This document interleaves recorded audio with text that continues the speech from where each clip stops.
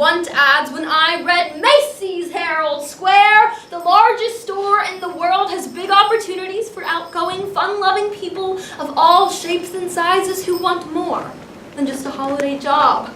Working at Macy's Santaland means being at the center of attention. I circled the ad and laughed out loud. I laughed so hard that the man sitting next to me turned around in his seat to see if I was a lunatic. I continued to laugh until the check arrived and I realized that I don't have a job. Funny how you can forget a thing like that. Anyways, I brought the ad home and my roommate Rusty and I were laughing about it when he dared me to call for an interview. So I did. I called and the woman at Macy's asked if I would like to be a weekend elf, an evenings elf, or a full-time elf. I said full-time. I now have a job appointment at noon. I am a grown woman applying for a job as an elf. I mean, I suppose it could be worse. I often see people on the streets dressed up as inanimate objects handing out leaflets. Now, I tend to avoid leaflets, but something about a grown man dressed up as a taco just tends to break my heart. So, if there's a leaflet involved, I tend to not only accept it, but I accept it graciously, saying, "Thank you so much," all the while thinking, you poor, pathetic SOB. Yesterday afternoon on Lexington Avenue, I accepted a leaflet from a man dressed up as a camcorder. Tacos, video cameras, peanuts, hot dogs, these things make me sad because they don't have a place. They don't belong on the streets. I mean, in a parade, maybe, but not on the streets. That's why I figure at least as an elf, I'll belong. I'll be in Santaland with all the other elves, where we'll reside in a fluffy wonderland surrounded by thousands of presents, false snow, and decorated trees. It won't be quite as bad as standing on some street corner dressed up as a French fry. Look, I am trying to look on the bright side. I arrived in New York 3 weeks ago with high hopes. Hopes that have been challenged. You see, I imagined that I would go straight from Penn Station to the offices of One Life to Live. Where I would drop off my bags, spruce up, and head to dinner with my new celebrity friends. Victoria Buchanan, the show's greatest star, would raise her frosty glass in my direction and say, "Attention, people, please. I'd like to propose a toast." Oh, Clint, darling, sit down. This isn't about you. I'd like to propose a toast to the newest member of our television family, Taylor. Welcome to the family. I'd say, you guys, cut it out, but Vicky would put her hand over mine and tell me that I better get used to being the center of attention. But instead, I'm applying for a job as an elf.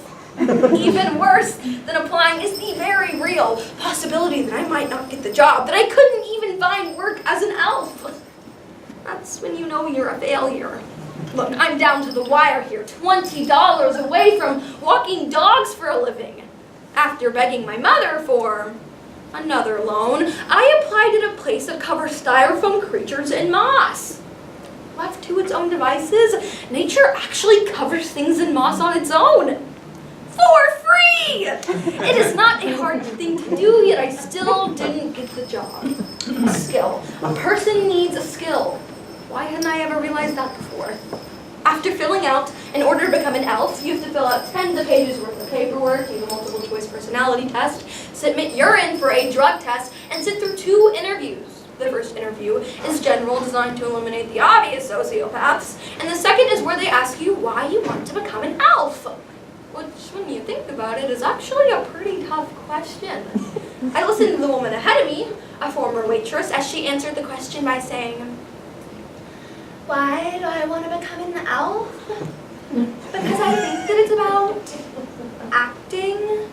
Because before this, I worked at this really wonderful place, a restaurant owned by this really wonderful woman who had a really wonderful dream to open a restaurant.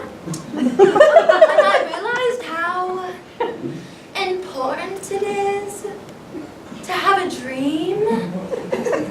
Everything this woman said, every phrase, every sentence was punctuated by a question mark, and the interviewer hardly raised an eyebrow. But when I answered the question, I answered by saying that I want to become an elf because it is the most frightening career opportunity opportunity I have ever come across. The interviewer raised her head from my application and said, "And?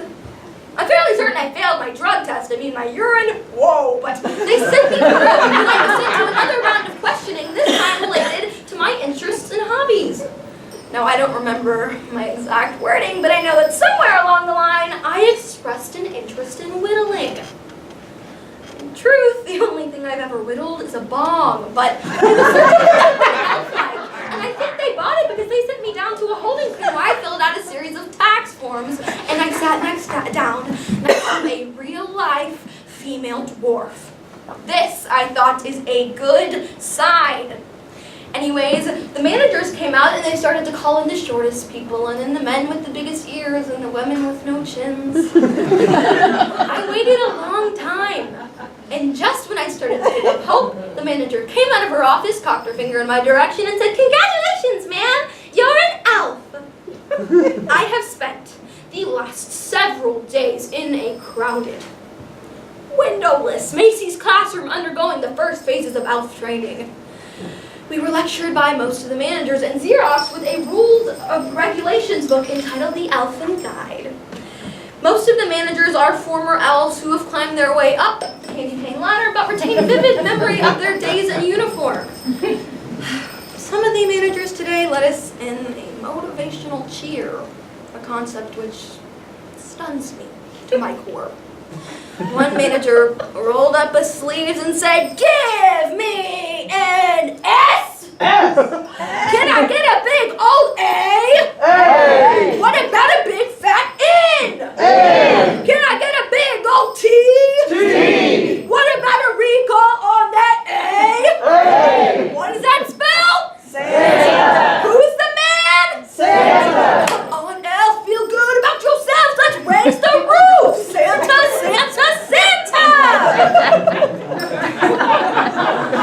It was this guy's goal to send chills down our spine. Personally speaking, I think he did a fantastic job. I was mortified.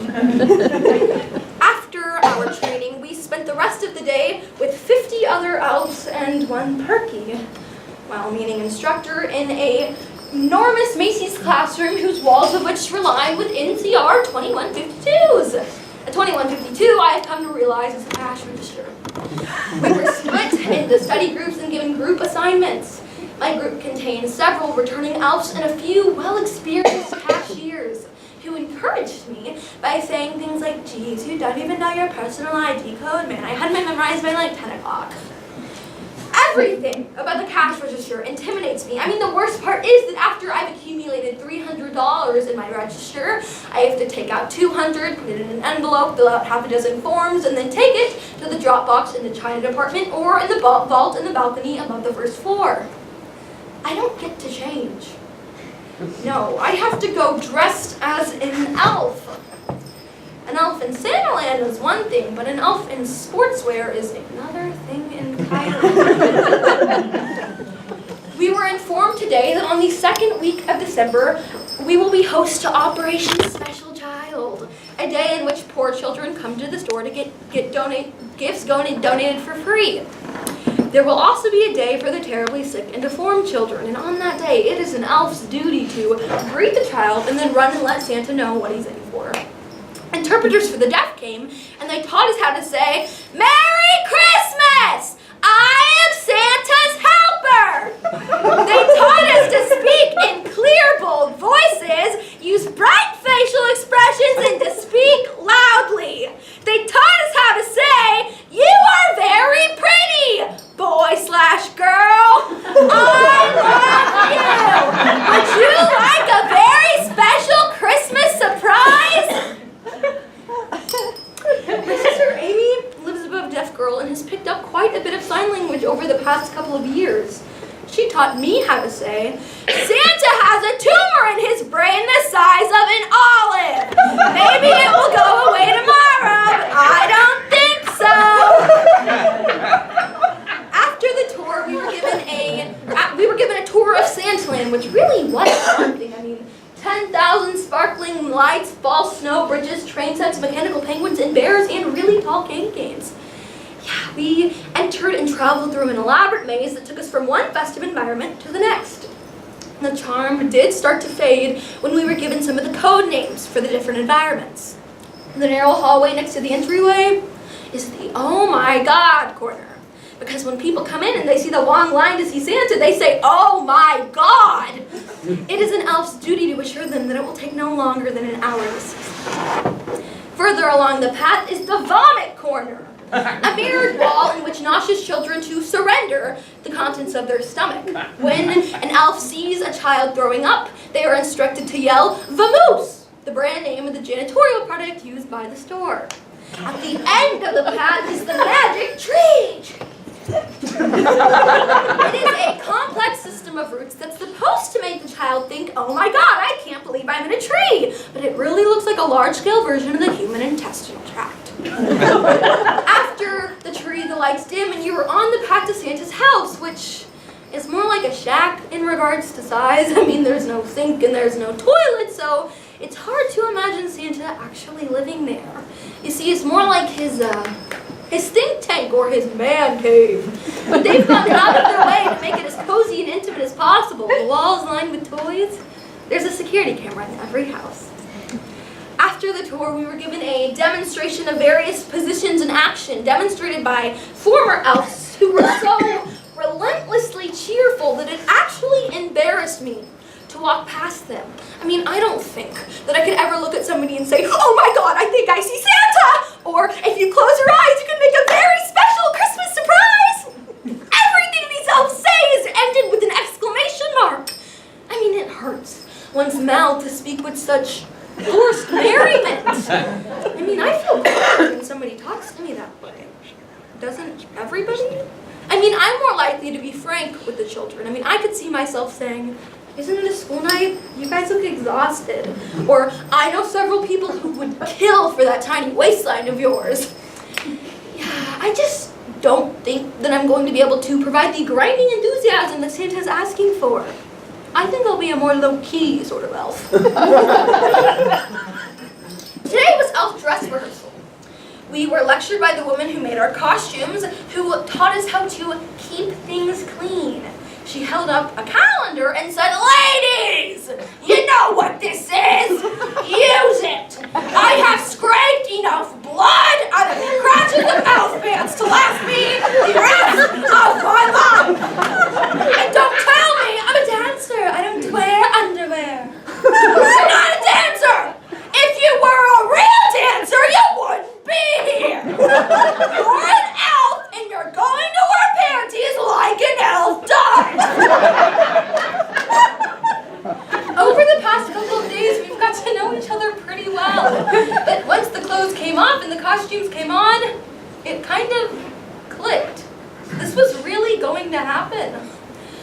Yeah, this is my costume. I wear a green dress with candy cane striped tights, a giant tutu, and a hat. I have to wear this every single day. During elf dress rehearsal, we have to go by our elf names. Other elves pick names like Frosty and Jingle. These are the people that tumble down the path to see Santa. They're so relentlessly cheerful. They're like cartoon characters come to life. That scares me. My elf name is Crumpet. Today was the opening day for Santaland. On any given day, you can be an entrance elf, a bridge elf, a maze elf, a train elf, an island elf, a water cooler elf, an exit elf, or an emergency exit elf. Today, I worked at the magic window. I was at the magic window for all of 15 minutes before some man came up to me and said, oh, you look really freaking stupid. I have to admit that he had a point, but it took everything in me not to look at him and say, oh, at least I get paid for looking stupid. You just give it out for free. But I didn't, because I'm supposed to be married. So instead, I said, thank you. Thank you, as in I had misunderstood him and thought he said, wow, you look terrific. Thank you. He was some brawny, wise guy wearing a vinyl jacket and wearing a Radio Shack duffel bag. And what I should have said is, sorry man, I don't date date other guys, but even if I did, I'd like to think I could do a hell of a lot better than you. The magic window is really freaking boring. All you do is stand there and say, "Step up on a magic star and you can see Santa." I said that for a little bit, but then I started to say, "Step up on my magic star and you can see Cher!" And people went wild. People started cutting over from the other line, the line to see Santa, to step on my magic star. They were a bit disappointed when they realized that it was Santa instead of Cher, but I mean, honestly, do they think that Cher is so hard for cash that she has to stand at a two-way window at Macy's? All we sell in Santaland are photos. It is Santaland policy that a picture be taken of every child that the parent can either order or refuse. We also allow parents to bring their own cameras, phones, video recorders, whatever. It's the multimedia parents that exhaust me. They're so bent over their equipment, relentless in their quest for documentation. It's in these visits that the child hardly ever gets to discuss their desires with Santa because they're too busy being art-directed by their parents. All right, now, do you think that we could get Roy, Shannon, Sarabella, Lexi, Christy, and Shelly all in the picture together? Do you think that we could put Roy on top of Santa's shoulder? Oh, that is good. That is great. Do you think that we could get Santa to shake Christy's hand and put an arm around Shelly at the same time? Oh, come on, babies. Over here, look over here. Sometimes the parents ask me to stand in the picture and wave. So I do. I stand in the picture and I wave and I wonder where I'll end up. I imagine myself in a paneled room in easternmost Meadows. I see the television set and the family is fighting for command of the remote control. These people accidentally hit the fast forward button and the children's waves become a rapid salute. And then I enter the picture and everybody in the room entertains the same thought. Who is this idiot and why is she in our Christmas memory tape? It is Santaland policy that we take pictures, like I said, and young children, usually ages 2 to 4, tend to be frightened of Santa. You see, they don't have any interest in getting their pictures taken because they don't know what a picture is. They're not vain, they're babies, so they act accordingly. They cry. The photo elf knows that once a child starts to cry, it's over. Parents had wanted to send this picture to relatives to put it in scrapbooks. They had waited in line for over an hour and they are not about to give up so easily. This afternoon, I saw a woman shake and slap her sobbing daughter saying, "Damn it, Rachel, you get on that man's lap right now or I will give you something to cry about!" She shook her daughter so hard that everybody's eyes were rolling in the back of their heads, but she put Rachel on Santa's lap and I took the picture, which on paper, I guess, means that everything was snowy and wonderful. You see, it's not about the child or Santa or even Christmas. It's about the parents' idea of a world that they cannot make work for themselves. The following elves are now excused for their afternoon breaks. Puff, Noel, Crumpet, Carol, Little Frosty, and Dreidel.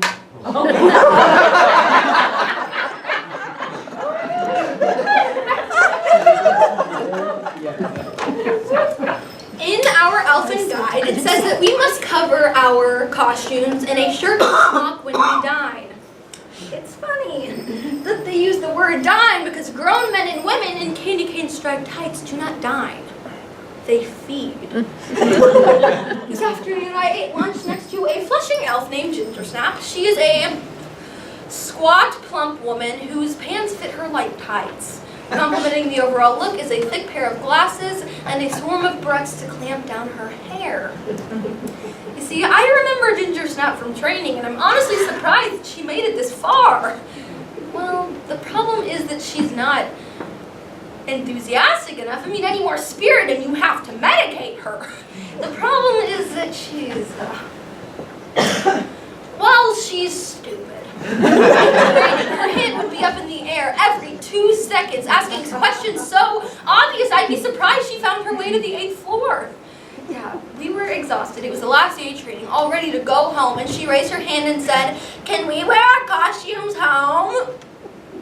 What kind of question is that? I mean, honestly, what pleasure does it give you to board the subway dressed as a gnome?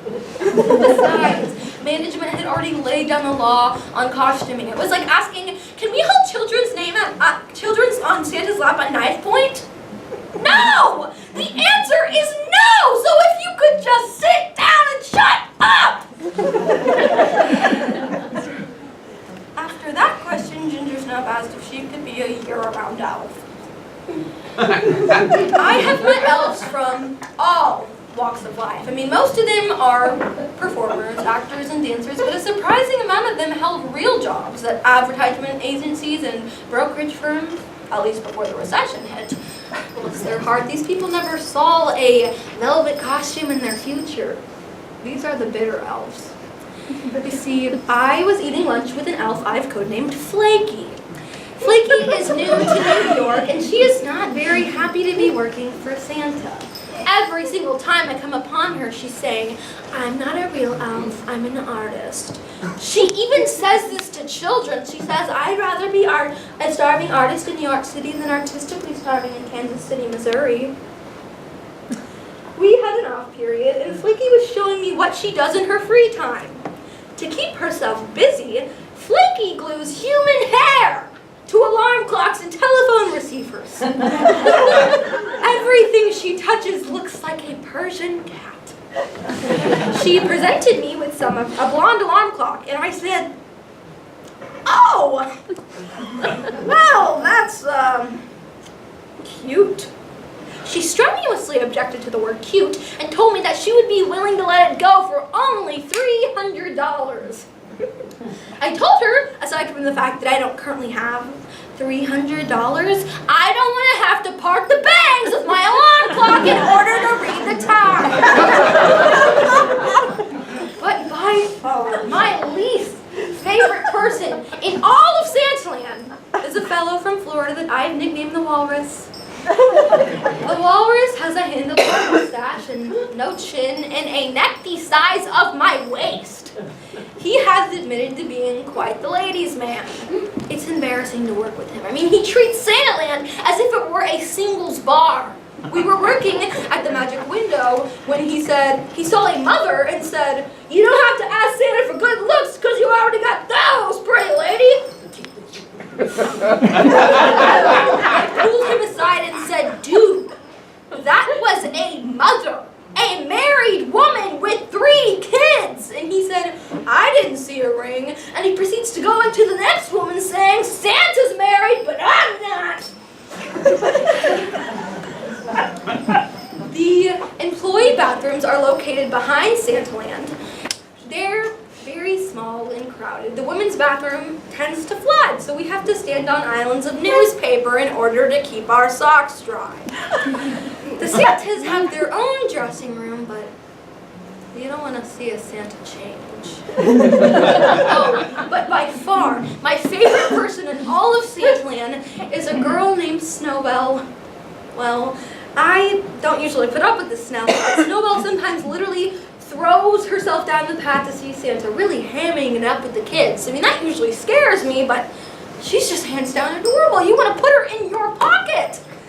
Well, we were working today at Santa House when she followed me around the corner and said, I'd follow you into Santa's house any day, Crumpet.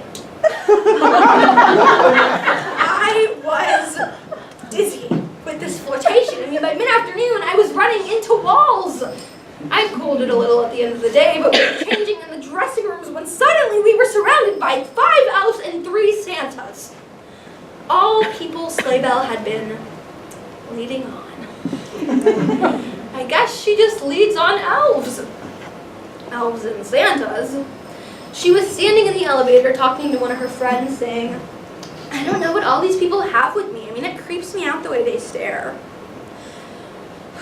Snowball is playing a dangerous game. It is one thing to work with fired up elves, but it is another thing entirely to work under a jilted Santa.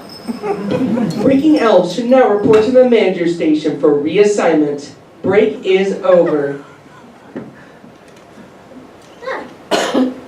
At least a third of Santa's visitors are adults.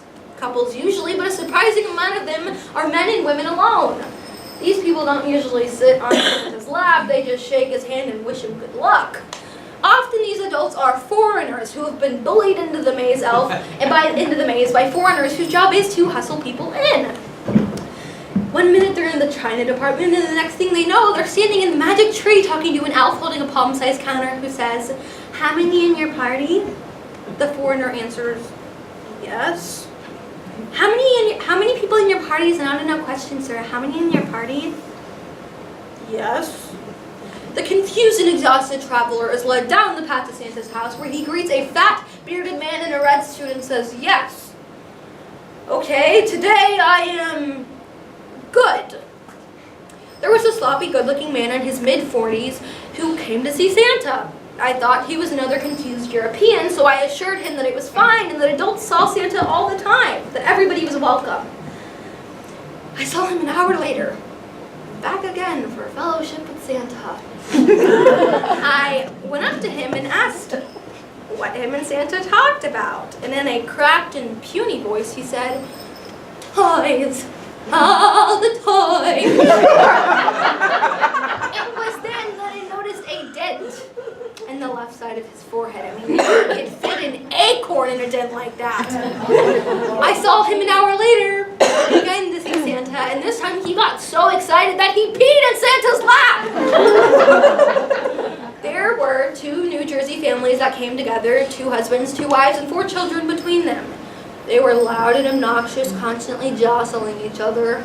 When the son sat on Santa's lap, Santa asked what he wanted, and his father shouted, "A woman! Get him a woman, Santa!" Then the wife said that they would like a KitchenAid brand dishwasher or a decent winter coat. And then the dad sat on Santa's lap, and when asked what they wanted for Christmas, they said, "I want a broad with big boobs." The men's small-breasted wife crossed their arms and gritted their teeth. The son tried to laugh. So far, in all of Santaland, I have seen the old Simone from General Hospital, Sean from All My Children, Walter Cronkite, and Phil Collins. Last year, Elf was suspended for asking Goldie Hawn to autograph her hand, so we've been instructed to leave the stars alone. Phil Collins was small and well-groomed. He arrived with his daughter in an entourage of 3. Now, I don't particularly care about Phil Collins, but I saw some people that night, so I felt it my duty to tap them on the shoulder and say, "Hey, look, it's Phil Collins." Most of Santaland's visitors are from out of town, so they welcome the chance to see a celebrity, for it rounds out their New York experience. I saw people literally squeal with delight when I pointed out Phil Collins, and seeing it as my job to make people happy, I really didn't mind. Once Phil Collins entered the magic tree, he was no longer visible to his maze audience, who became upset. I told them that if they hurried down the hall and took a left, that maybe they could catch Phil. When he finished visiting with Santa, he was greeted by a crowd of 50 to 60 people, all waiting for autographs. The managers came looking for the loudmouth, and I said, "Phil Collins? Who's he?" Oh, but what's really exciting is that I was working with one of my friends, Sleigh Bell, a female entertainer who is currently in the process of filming a music video with her all-girl band. We were talking, and one thing led to another, and she told me that she's been on a couple of TV shows. Soap operas, mostly. I asked if she's ever been on One Life to Live, and she said yes, that she had a bit of a part at Cordentina's honeymoon in Madrid as a flamenco dancer. Suddenly, I remembered Sleigh Bell perfectly. I remember Cordentina's honeymoon like it were yesterday. She'd been wearing a red lace dress, and she was stomped upon a shiny nightclub floor until Spain's greatest bullfighter came in and challenged Cord to a duel. She intervened, saying, "Don't do it, senor. You'd be a fool to fight with Spain's greatest bullfighter." Carlton, another one of our managers, said that he too has been on One Life to Live 7 times a couple of years ago to represent the entire Buchanan family on trial for the murder of Mitch Lawrence. He said that he knows Victoria Buchanan and that she's just as sweet and kind in real life as she is on the show. He says that she's basically paying herself, except for the multiple personality disorder. He says that Clint tends to keep to himself, but that Bo and Asa are a lot of fun. I cannot believe that I know people that have sat around with my biggest heroes, Clint, Cord, Bo, Asa, Victoria Buchanan. I am honing in. I'm getting closer. I can feel it. All of the Santas have different routines, but most of them want to know the child's name, so when you're taking them from from the magic tree to Santa's house, you say, I'm sorry, what was your name again? It's right on the tip of my mind, just where I can't remember it. And then they tell you, and you say, that's right. Sorry, Van. And then you lead them to Santa's house, but say, let me make sure he's ready. And then you open the door and you really loudly whisper, Van. Half the time when you usher the kid inside, Santa says, Stan! You see, it's hard to keep all of these names straight. I mean, most of them are names I've never even heard of before. Fontage, Venetia, Great, a child named Great. Hi, I'm Great. That isn't even bound to prove challenging when he gets old enough to start sleeping around. Santa Howard likes to know the children's name, but then he asks them what they want for Christmas and how they've been. And then he asks what they will be leaving him on the night before Christmas. And they say cookies and milk. And he says, what kind of cookies and milk? And they say chocolate chip or whatever. And he forces the photo elf to say chocolate chip. That's Santa's favorite. I don't mind saying it, but I've said it at least 60 times today. This afternoon, there was an Asian child who wasn't familiar with the idea of leaving Santa a gift. So when asked what she would be leaving, she got a kind of dazed look on her face. And so Santa said, something round to eat, and she said, a potato? Oh, but I hate working with Santa Doug, who tends to spit when he talks. I mean, every time he opens his mouth, it just comes gushing out. This afternoon, a little girl wiped her face and said, Santa, why are you spitting on me? He explained that it wasn't spit, simply frost from his beard. That might work with little children, but what does he tell his friends? Oh, but the worst is Santa. I don't know his real name. Nobody does. There's usually a time where you can joke around with your Santa and get to know him, but not Santa. He tends to take his job a bit too seriously. Yeah, I said, where do you live, Brooklyn or Queens? And he said, why, I live in the North Pole with Mrs. Claus. I said, okay, well, what do you do the rest of the year? And he says, why, I make toys for all the little boys and girls. And I said, okay, no, really, what do you do for money? And he says, Santa doesn't need money. Santa just sits, waves, and jingles his bell sash when there's nobody there. The other day he recited the night before Christmas when it was just us. No kids, just us. What do you do with a freak like that? He says, little elf, bring Santa a throat lozenge. I remind him that I have a name, Crumpet, and then I bring him his lozenge. He has an elaborate little routine where he sits and he gives the children a hearty chuckle, and then he asks what they want for Christmas and what their favorite Christmas carol is. Most of them say Rudolph the Red-Nosed Reindeer, and he asks them to sing for him. A lot of them are too shy to sing by themselves, so I have to sing it with them, which I hate. The other day, a little girl said that she didn't know her favorite carol. Santa suggested Away in a Manger. She said that, yes, it was her favorite, but she didn't know the words. So Santa said, little elf, please help young Karen here sing her favorite carol. It didn't seem fair that I should have to sing solo, so I said I didn't know the words. And then he said, of course you do. Come, sing now. So I did.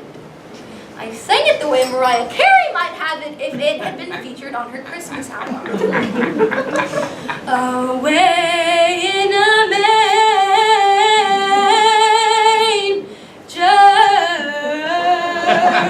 no crib for a bed. Santa did not allow me to finish. Out of all of the Santas, 2 are black, and both of them are so light-skinned that with the hair and the makeup, you'd be hard-pressed to determine their race. The other day, a black woman became upset when, after having requested a Santa of color, she had been taken to Jerome. He is not black, she said. We assured her that Jerome is indeed black. He's not black enough, she said. I mean, Jerome is a hard Santa to work with. He's moody and he's unpredictable. He often spends his time staring off behind his face, tallying up his paycheck based off of hours he's worked. He has a bizarre little routine where he stares at his feet and lectures the children, suggesting a career in entomology. He explains that the defensive spray of the stink bug contains medicinal powers that may cure mankind of all communicable diseases. Have you heard of holistic medicine? He asks. The photo elf takes a picture of the yawning child. I mean, I've had requests from all ends of the spectrum. Black Santa, White Santa, Asian Santa, Purple Santa, Sandy Santa, Bumpy Santa, Sanitized Santa, Santa Anna, myself as Santa, a woman Santa, and Krampus. The photo elf is instructed to feign ignorance and shrug their shoulders, saying, "There's only one Santa." Sorry,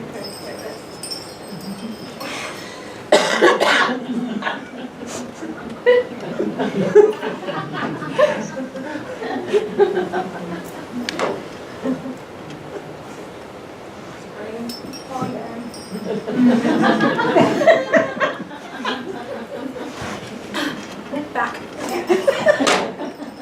Today I worked as an exit elf where I said, "This way out of Santaland!"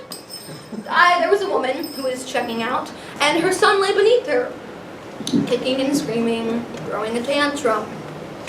She looked at him and said, "Riley, if you do not start behaving right now, then Santa is going to take away all your gifts." He said, "You're a liar! He is not going to do that!"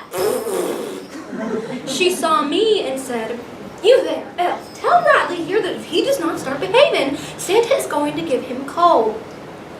I said that Santa no longer traffics coal. Instead, he comes to your house and steals things. He's going to take your TV and your appliances. And right, he's going to take your refrigerator. Your food is going to spoil. It is going to be so dark wherever you are. You are going to wish you had never heard the name Santa. The woman got a worried look on her face and said, "All right now, that's enough." And I said, "No, he's going to take your car and your furniture and your blankets and leave you with nothing." She said, "No, really, that's enough." Have you ever realized that Santa is an anagram for Satan? I mean, no, really, imagine it. I see humans wading through piles of human blood and feces where they are greeted by a hideous imp in a singed velvet costume who leads them to the gates of hell to see Satan. Once I got it in my head, I could not stop picturing it. I replaced every Santa with Satan. I would hear people and they would say, "Do you think that Macy's has the real Satan? Make sure to thank Satan for the baby alive he gave you last year. I love Satan." Everybody, Father Christmas or the devil? So close yet so far. Attention Macy's shoppers, remember that you've only got 12 shopping days left before Christmas.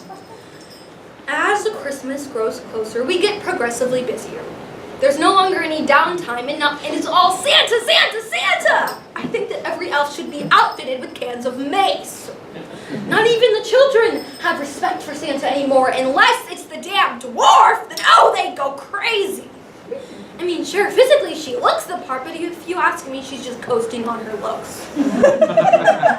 Today, I got a haircut, where a couple of people complimented me, but it didn't really register. You see, I spend all day lying to people. I say, "Santa has been waiting for you. You are the reason for why we're here. Christmas hasn't been the same without you. You are Santa's favorite person in the entire tri-state area." Sometimes, though, I lay it on real thick.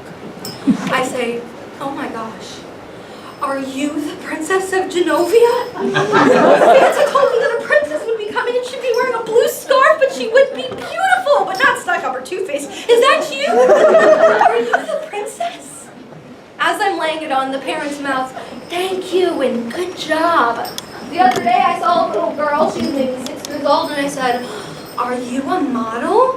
She said, "Yes, I model, but I also act too. I just got my second callback for the Fisher 5 commercial." Her mother said, "You may recognize Caitlin from the My First Story campaign. She was on the box." I said, "Yes, of course I remember her." All I I do is lie, and it has made me immune to compliments. I think I'm starting to lose it. Attention holiday shoppers, remember that there are only 9 more days before Christmas.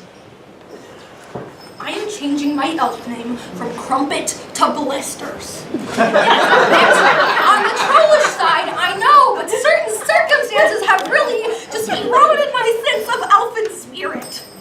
This afternoon, a child and his mother walked in, and the mother said, "Jason, go ahead, tell the Santa what you want." And he said, "I want Procter and Gamble to stop animal testing." The mother slapped her son and said, Procter and Gamble. And what do they do to animals, Jason? Do they torture them? Is that what they do? And he said, yes, that's what they do. I was working as a photo elf when I saw a woman pull down her son's fly and instruct him to pee into a bank of artificial snow.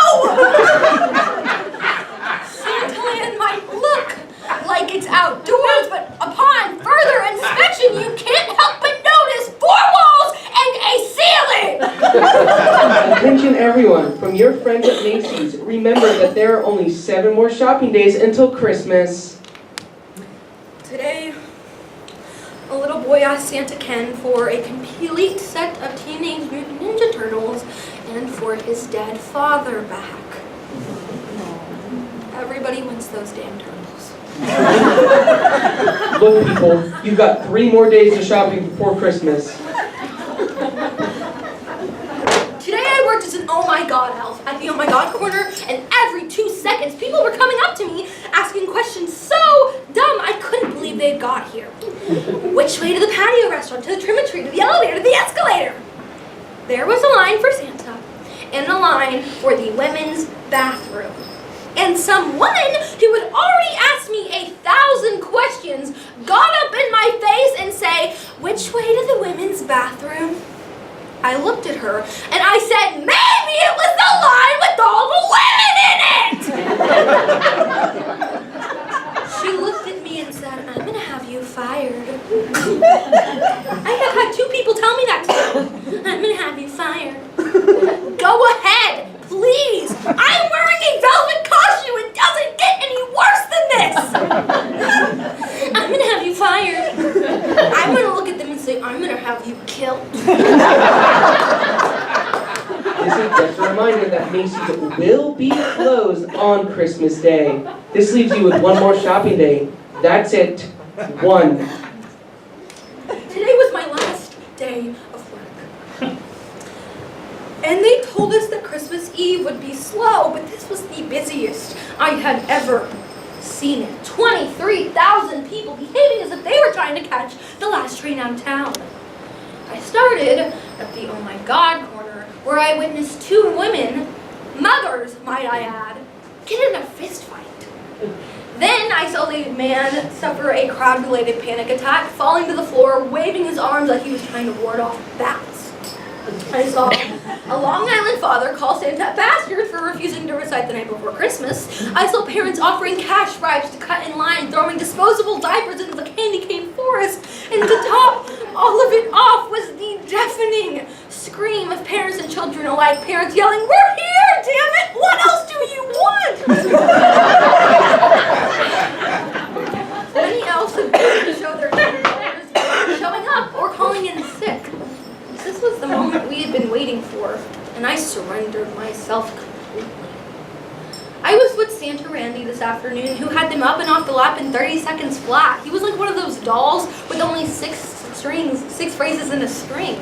He would say, "Hi, Merry Christmas, how are you?" You don't need to tell Santa what you want because he already knows. "Want to have a picture? Goodness, that was fun. Bye, see you next year." His laugh would still be warm from the last child, and he would turn to me and say, "I deserve an affair, damn it." Nothing serious, just something to hold me over.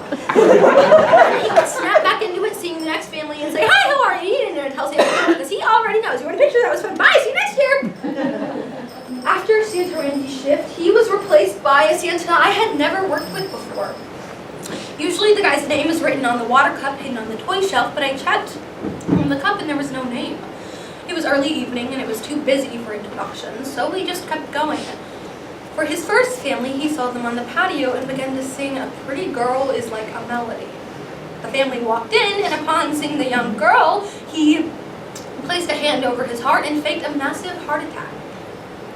He moaned for a few moments before going, "Elf, Elf, I just had the most wonderful dream."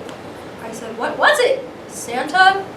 He said, "I dreamt that the most beautiful girl was in my home." I said, "Open your eyes, buddy. She's here." He opened his eyes and said, "Oh, my heavenly day! You are the most beautiful girl I have seen in 617 years."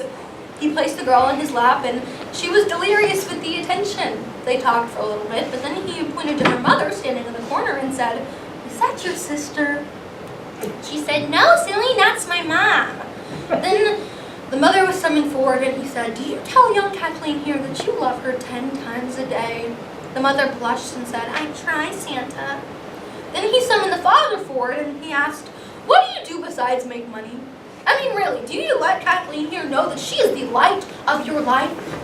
He nodded and said, "Yes." He ended the visit by saying, "Remember to love other people as they have loved you." And the weird thing about this Santa was that he didn't even ask what they wanted for Christmas. He tailored each specific visit to each specific family. He tailored his reception to let them feel welcome and let their guards down to make them accept his version of Christmas. Now look, I can go any old way. I mean, you want them herded in, I will be your sheepdog, taking them in one door and out the other. You want to make fun of them? I'm already one step ahead of you. But I've never been a good person, and I never will be a good person. I've never been accidentally mistaken for a good person. But today I was just good by association. People were shaking my hands as they left, crying, grown men and women, weeping the night before Christmas. Anyways, my shift ended, and it was with reservation that I found my manager and told her that I had to leave. I saw her across the store talking to a manager, or talking to a customer at checkout, and suddenly I loved this woman. I mean, sure, she'd raised her voice at me a couple of times, but her anger had been directed at the old me. I felt certain that she would sense my change, and maybe we would, I don't know, hug and cry and hold the warmth in our hearts that you can keep forever. I had stuck it out, and I felt certain she would put my cap in the Elfin Hall of Fame. I approached her and gently placed a hand on her back, saying, "I have to go." She squeezed my hand and continued to talk to her customer, saying, "Don't tell my store manager I called you a whore. Tell him I called you a stupid, ugly, fat whore, because that is exactly what you are. Now how about you get out of here before I do something we both regret." The customer fled, and me, I was one step ahead of her.